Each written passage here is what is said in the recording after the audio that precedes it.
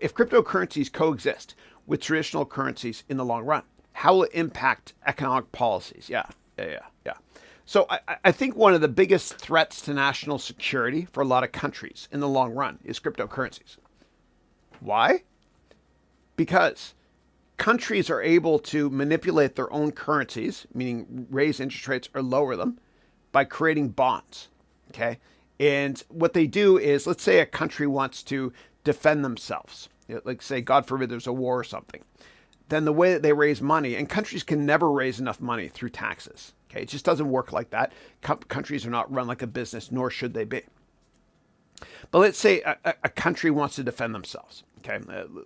Let's go back to 1945. In 1945, the U.S. government wanted to raise money to be able to protect themselves. And so what they did was they issued a bond. Okay. And in 1945, you could buy this bond. And it expires or matures 10 years later in 1955. And here's just the chart of what the payments are, or what it's worth each year, I should say. It's a zero coupon bond. And so the use of proceeds from this bond they issued, this is real, was to defend themselves. They didn't know the war was going to end in 1946, obviously. And so what happens is governments are able to issue bonds by changing their interest rates.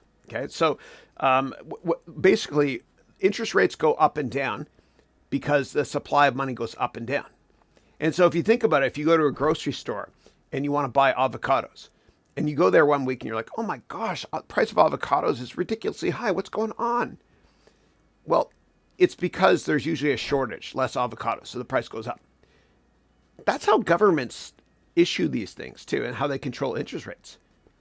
And so let's say that you're a consumer.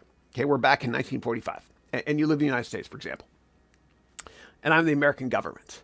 Okay, and I work at the Federal Reserve. Okay, I'm in charge of monetary policy.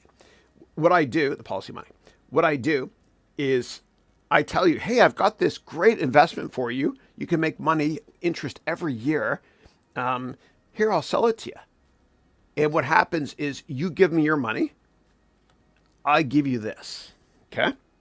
And now that you've given me your money and you have this bond, I take some of that money and I spend it on weapons, whatever it is, to defend the country and freedom globally. And I take some of that money and I take it out of circulation. It's gone. So all of a sudden there's less money out there and interest rates go up. Now, fast forward to today, cryptocurrencies.